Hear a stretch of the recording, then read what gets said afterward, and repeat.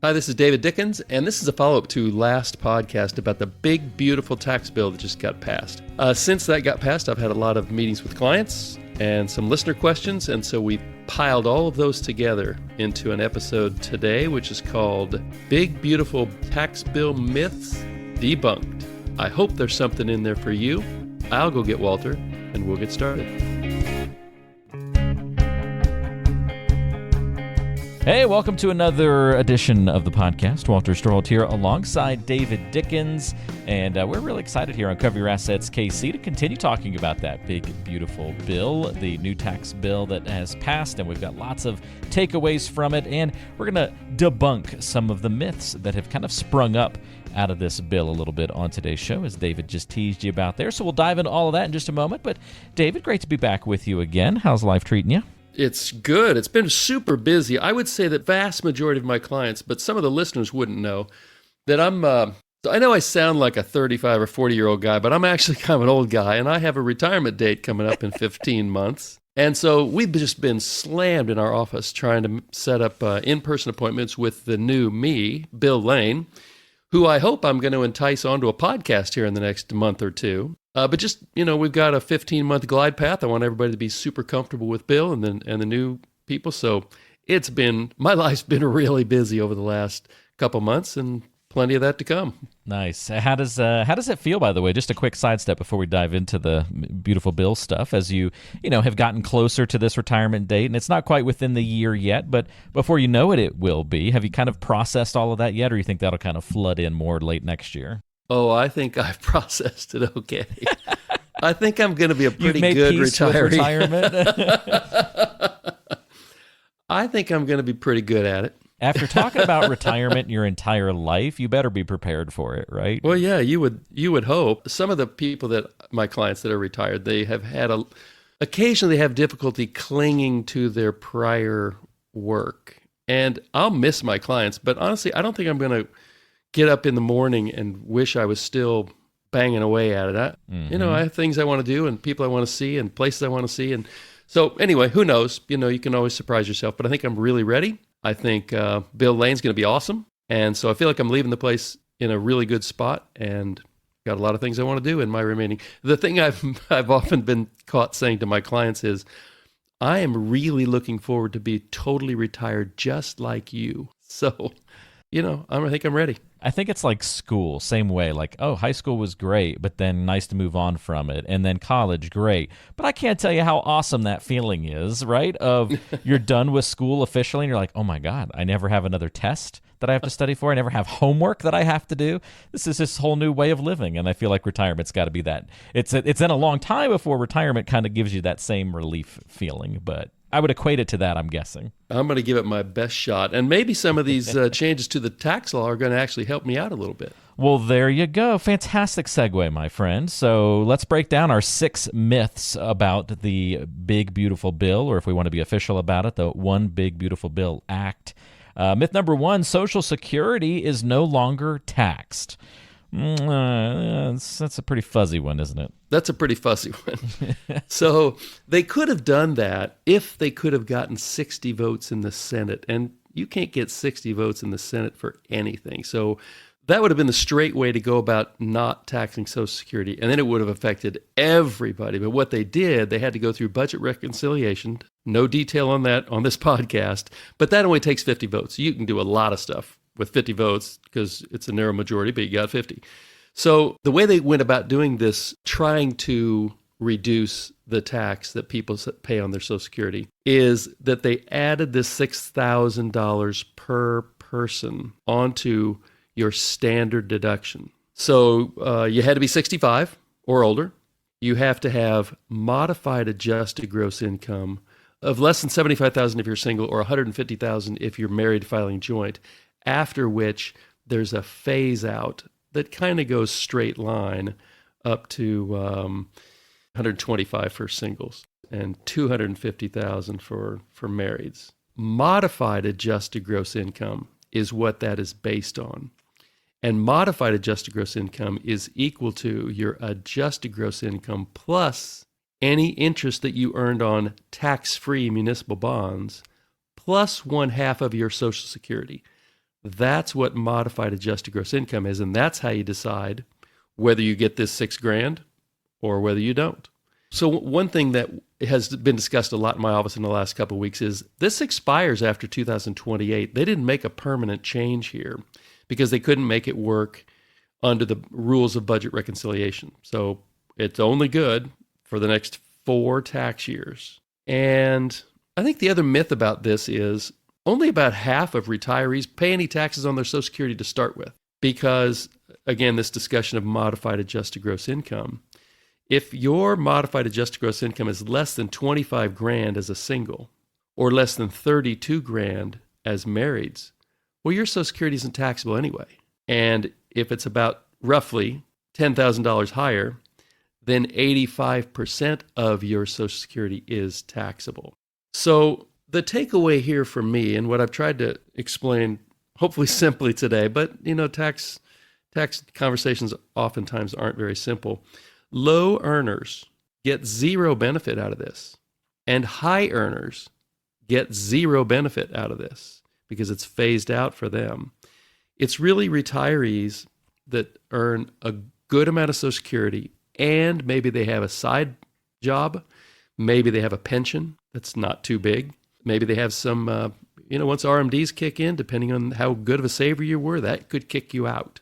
It is definitely not Social Security is no longer taxed.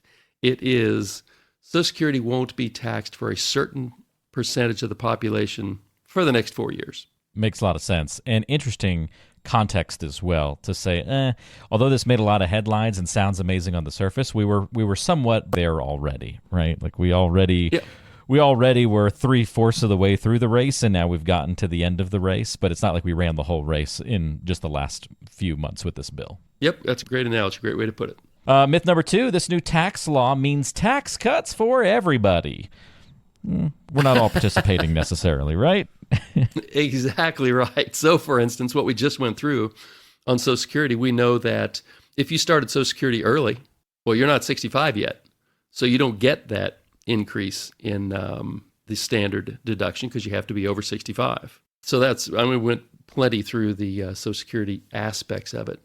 But there's also this new SALT tax deduction increase. Back in 2017, when the original Trump tax cuts were passed, it used to be that when you itemized your taxes, and let's say that you paid state income tax, you paid a bunch of interest on your mortgage, you paid and a bunch of property tax on your home. The taxes you paid on your car, maybe you bought a new car, maybe you paid your tags, your property tax and your state income tax, all of that was deductible at the Fed level pre-2017 up to whatever that totaled out. But after 2017, that was capped at $10,000.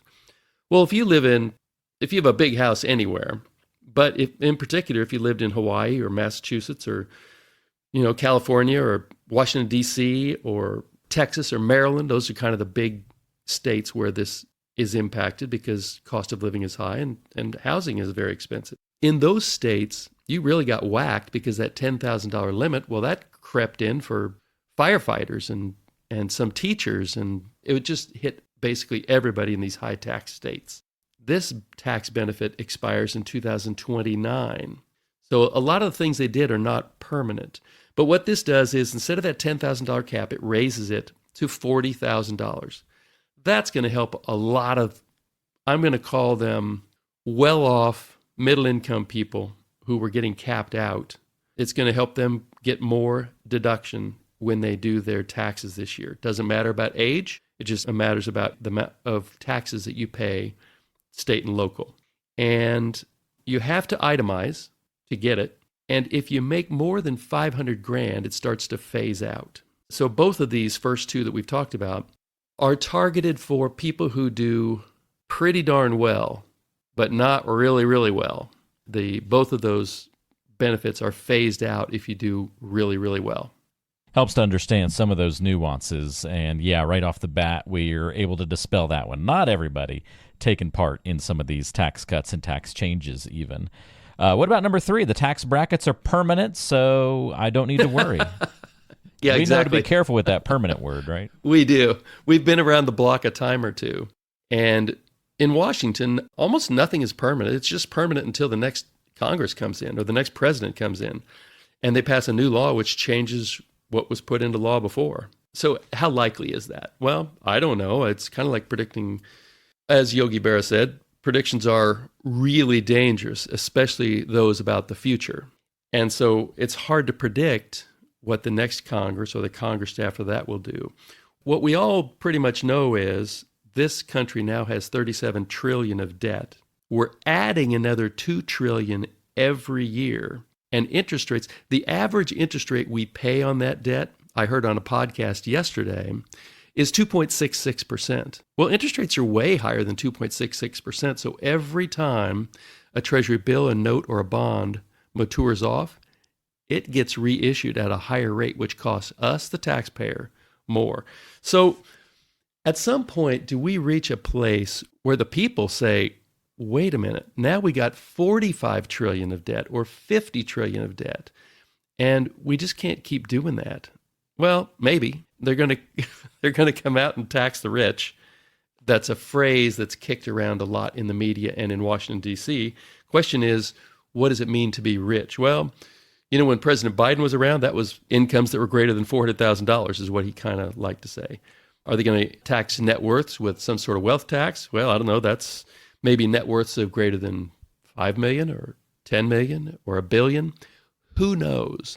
You can't really begin to predict that. But at some point, logic would tell you the tax rates have to go up. So these quote unquote permanent tax laws that have been passed, we should all understand, are in no way permanent. They're permanent until the next president and the next Congress comes in. Okay, good clarification on that one, of course. And let's just always be hesitant to that word in Washington. Right. Myth number 4, we're halfway through. A $15 million estate tax exemption means estate planning doesn't matter anymore.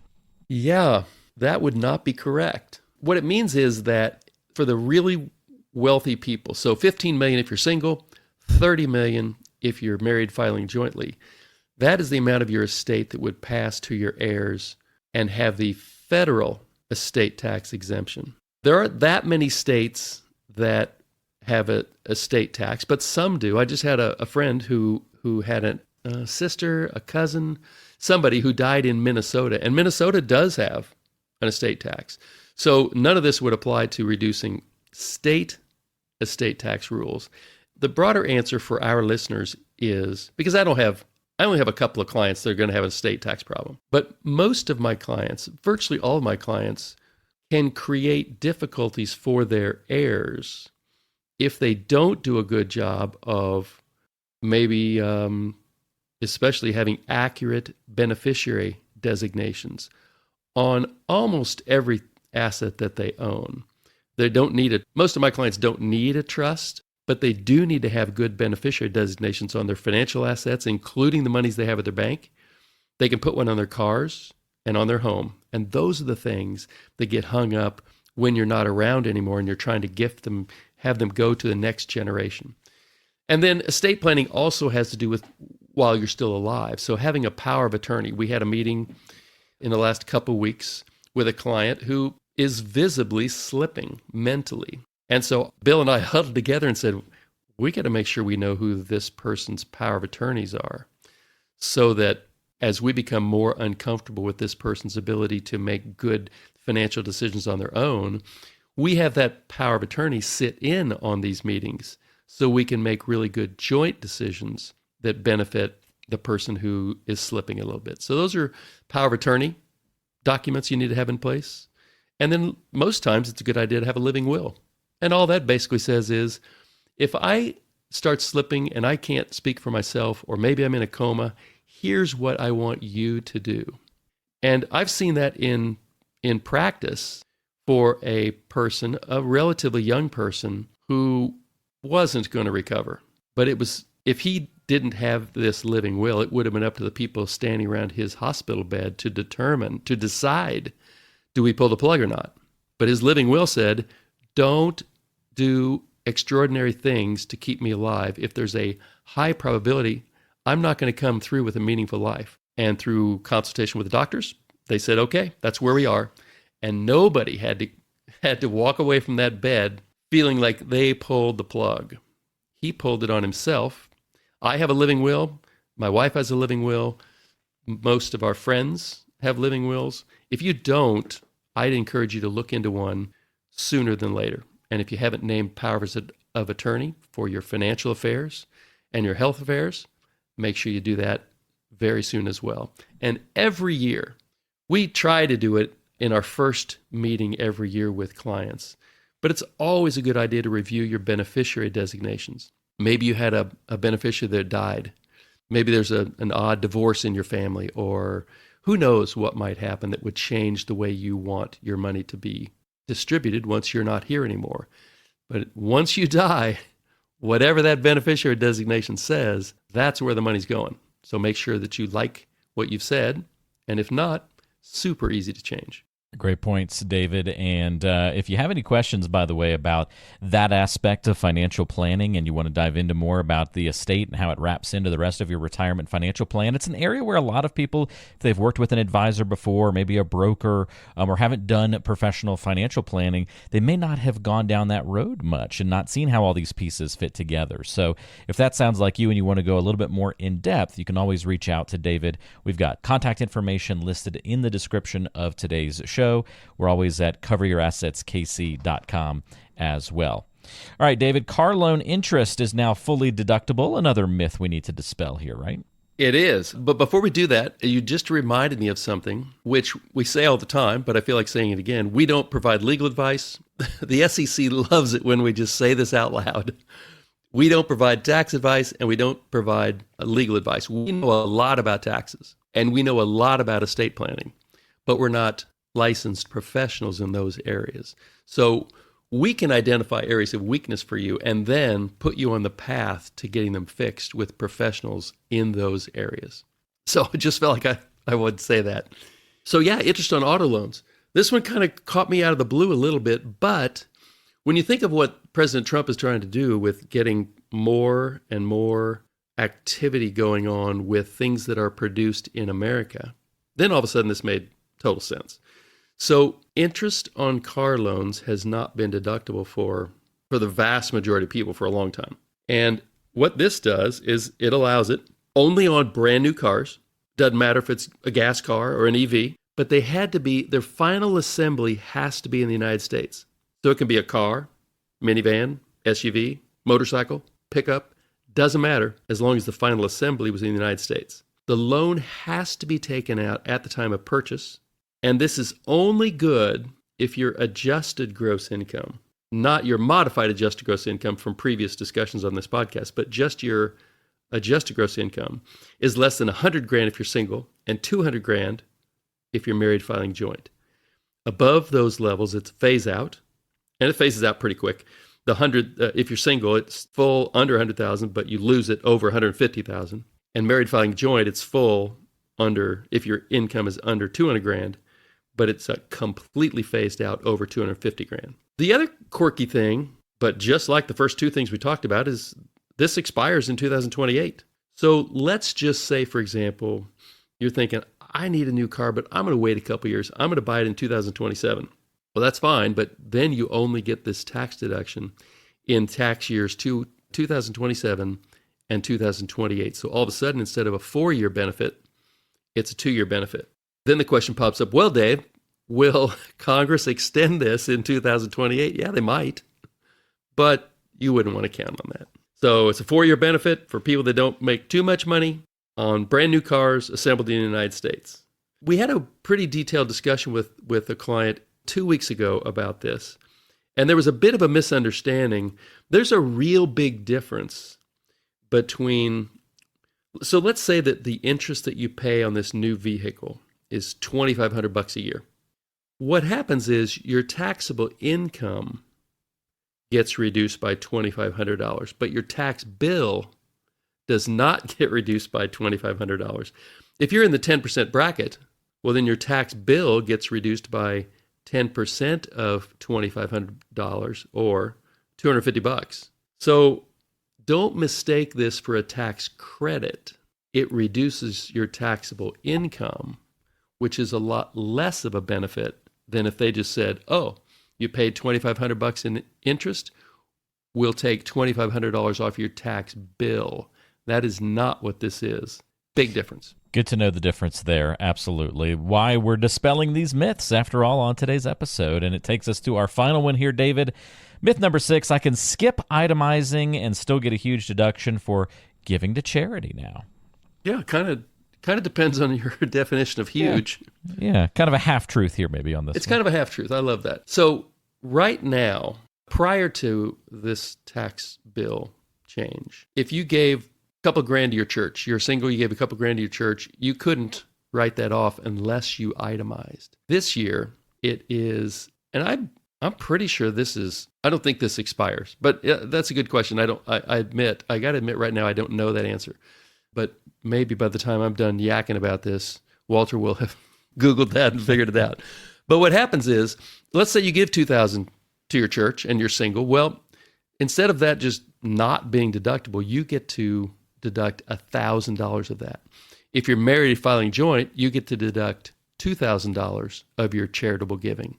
It's a good benefit. It's not massive, but it's more than zero, so it's a real positive thing. You would have to provide a receipt to your CPA, but that's fine because your church or your school, your university or whatever, they're happy to provide you a receipt.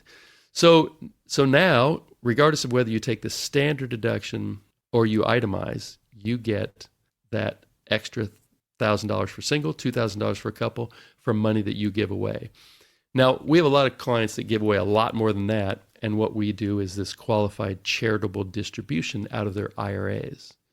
And that can be up to, $100,000 a year. So that's one that was created under the old tax law and still exists today. This one we're talking about here is not necessarily money out of your IRA, but money out of your checking account or your brokerage account or whatever. So it's a really nice, relatively small benefit, but you know what? All adds up. It does. It's all helpful to kind of pile these things up, and you can see how if you believe in all of these myths, and if you think that this is, reality, it piles up the other direction too, David, right? So the good type of planning piles up, but so does bad planning or misdirected planning. Mistakes can compound just like our portfolios in a stock. So we've got to be careful and make sure we're making good decisions on these things, I think. For sure. Well, big legislation like this always does create a bit of confusion, but that's where having a good plan in place can lead you toward a successful conclusion, or at least in a successful direction. So, again, if you've got questions for David, you want to dive in a little bit deeper into your plan, how you're going to prepare for your future, how this impacts your retirement situation, don't hesitate to reach out. You can always go to creativeoneadvisorsgroup.com. That's creativeoneadvisorsgroup.com. We've got all the contact information listed in the description of today's show, but I'll throw out the phone number for you just so you got it as well, 913-317-1414.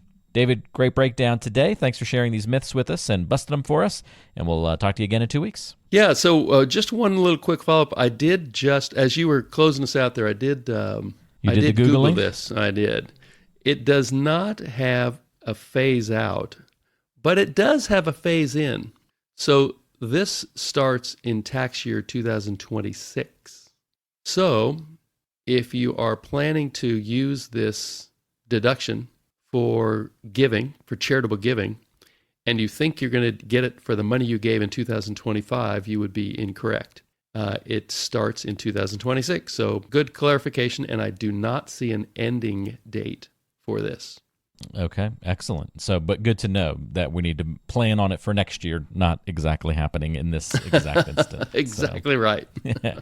Another one of those examples. Just don't plan without knowing the full details of everything, and that's why it's best to get some help when you go through it. So we do mention this often, but they have made the tax law is thousands and thousands and thousands of pages, and every time they change something, they rarely go back, and it never becomes more simple. It always becomes more complex.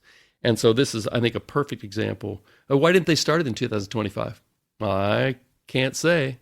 It can't be that big of a change in the budget deficit to have people deducting a little bit more of a charitable donation. But for whatever reason, it starts in 26. So the fine print is super important in a lot of areas of our life, but in tax planning and understanding our taxes, it's really important. Absolutely is. Well, that'll do it for this edition of Cover Your Assets KC. Thanks for taking the time to join us, David, and everybody else, and we'll see you again next time. Creative One Advisors Group has been proudly serving families in the Kansas City metropolitan area since 2003. Over the years, we've evolved to help meet the needs of our clients, becoming KC Financial Advisors in 2010. In November 2021, our advisory business was acquired by Creative One Wealth LLC, C1W, and in January 2025, we officially adopted the name Creative One Advisors Group. Previous episodes were recorded under the branding of KC Financial Advisors, which has since been rebranded as Creative One Advisors Group. Any references to KC Financial Advisors should now be understood as referring to Creative One Advisors Group. Investment advisory services are offered through Creative One Wealth LLC, a registered investment advisor. Creative One Advisors Group is a DBA of Creative One Wealth. Insurance services are offered through licensed insurance professionals. Investment advisory services are provided in accordance with the fiduciary duty of care and loyalty that includes putting your interest first and disclosing conflicts. Insurance services have a best interest standard, which requires recommendations to be in your best interest. Creative One Wealth is not affiliated with or endorsed by any government agency and does not provide tax, legal, or estate planning advice or services. Investing involves risk, including the potential loss of principal. No investment strategy can guarantee a profit or protect against loss. Neither asset allocation nor diversification can ensure a profit or guarantee against losses. None of the information contained herein shall constitute an offer to sell or solicit any offer to buy a security or any insurance product. Insurance product guarantees are backed by the financial strength and claims paying ability of the issuing company. The Creative One family of companies includes Creative One Wealth LLC, a registered investment advisor, Creative One Securities LLC, member FINRA SIPC, and a registered investment advisor, and Creative One Marketing LLC. These companies share common ownership. Additional details regarding advisory services are available in our firm's ADV Part 2A and Form CRS.